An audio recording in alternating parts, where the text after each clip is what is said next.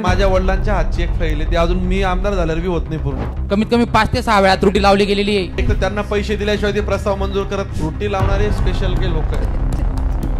तुमचं स्वतःचं डिपार्टमेंट इतकं बाहेर माहित पाहिजे तुम्हाला. मॅडम, मी सागर कछवा. माझे वडील दिवंगत कर्मचारी दिलीप नरसिंग कछवा हे ग्रामपंचायत तिरफळ्याला ग्रामसेवक या पदावर कार्यरत असताना मयत पावले. त्यांना आज जवळून 4 वर्ष झाले तरी माझा गट विमा अजून मिळालेला नाहीये. कोण आहेत तिथे ग्रामसेवक? नाही, गट विमा शासकीय गट विमा योजनेचा जिल्हा परिषद पर्यंत आलाय का त्याचं? हो मॅडम. प्रस्ताव कमीत कमी 5 ते 6 वेळा त्रुटी लावली गेलेली आहे. इकडनं सगळा प्रस्ताव गेलेला आहे. नाव सांगा, मी नोंद घेते. दिलीप नरसिंग कछवा. तुमचा प्रस्ताव कोणी पाठवला? ग्रामपंचायत आपलं पंचायत समितीच्या पंचायत समितीचं कोण आहे मॅडम? ठीक आहे. कुठलाही प्रस्ताव विहित पद्धतीने न पाठवल्यामुळे त्रुटी लागतात. एक तर 2च कारण आहेत. तुम्ही एक तर जीव लावून काम करत नाही, तरी पण 4 वर्ष, आणि एक तर त्यांना पैसे दिल्याशिवाय ते प्रस्ताव मंजूर करत नाही. हे 2 अर्थ याच्यातून निघतात.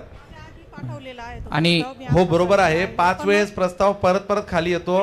प्रस्तावाचं कोणाकडे येतो हा प्रस्ताव? दादा थांब रे, आलं माझ्या लक्षात. प्रस्ताव कोणाकडे येतो हा? सर, तुम्ही एकदा खाली सगळ्या जिल्ह्यात सगळ्यांना सूचना द्या की ह्याच नमुन्यामध्ये प्रस्ताव आला पाहिजे. त्या नमुन्यामध्ये आला तर परत कशाला त्रुट्या लागतील? 5 वेळेस प्रस्ताव. सर, जिल्हा परिषद मध्ये हे फाईल्सचं जाणं येणं त्रुटीसाठी मी सक्त मनाई केली 4 महिन्यापासून. आंतर विभागात सुद्धा आणि पंचायत समिती टू ZP सुद्धा त्यांचा प्रॉब्लेम नाही. जरी त्रुटी असली, इथे सगळ्यांना ही सूचना आहे की तुम्ही जाऊन बसून तो फक्त कागद द्या, फाईल परत जाणार नाही. इथून जातोय फक्त FD मधूनच तिथं 5-10 गेला मॅडम. तो इकडनं पूर्ण व्यवस्थित बनवलेला आहे. म्हणजे हे त्रुटी वगैरे लावून त्रुटी लावणारे स्पेशल के लोक आहेत. म्हणजे ते सर, आपण मना केले. खूप विषय झाले. हे काय करता? FD to GAD, GAD FD, FD to GAD, GAD. माझ्या वडिलांच्या हातची एक फाईल आहे, ती अजून मी आमदार झाल्यावर बी होत नाही पूर्ण. दादा, आणि आपला अनुकंपाचा विषय संदर्भात पण आपल्याला निवेदन दिलं होतं. त्याच्यावर काय रोय चालली ती? दादा, अनुकंपा संदर्भात पण मॅडमांना म्हणा काही करता आलं त्यांच्यासाठी. याचा अनुकंपाची किती वेटिंग लिस्ट आहे आता? सर, वेटिंग लिस्ट तर भरपूर आहे. जगताप साहेब थोडं बोलणार का? तुझा नंबर किती आहे? 120 आहे दादा. किती? अरे असं नका सांगू त्यांना. बघा, तुझा किती नंबर आहे? 120. 120. आता कितीपर्यंत आलंय?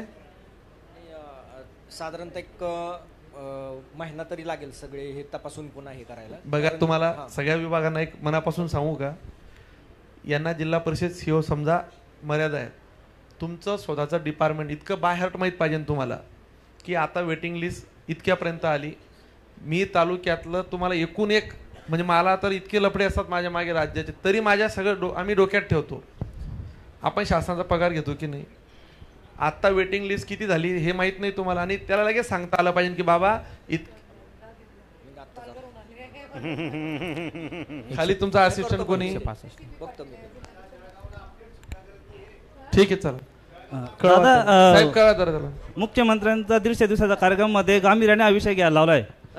मुख्यमंत्र्यांनी 150 दिवसाचा कार्यक्रम जाहीर केलेला आहे. त्यात अनुकंपाचा विषय गांभीर्याने घ्यायला लावलाय. परंतु इतर जिल्हा परिषद कामकाज झालेलं आहे, पण कुठल्याही जिल्हा परिषद नाशिक विभागात अनुकंपाची भरती या वर्षात झालेली नाहीये. कालच आमची VC झाली दादा. बहुतेक तुमचा कॉल होता माझ्या लँडलाईन वर की मी रेकॉर्ड करतोय, मी सांगू. मी नव्हतं मॅडम, मी नव्हतो. नाही, 40 लोक चांगले आहेत मॅडम. दादांनी पाठपुरावा केला होता. सर, कसे झाले थोडंसं आम्ही क्लिअर करतो आकडे. सरळ सेवाची भरती झाल्यामुळे दादा जेवढ्यांच्या होईल ना, आम्हाला ऑलरेडी 17 सप्टेंबर पर्यंत माननीय मुख्यमंत्री मोदयांची मुदत आहे. तोपर्यंत सगळे आपण हे क्लिअर करून टाकू.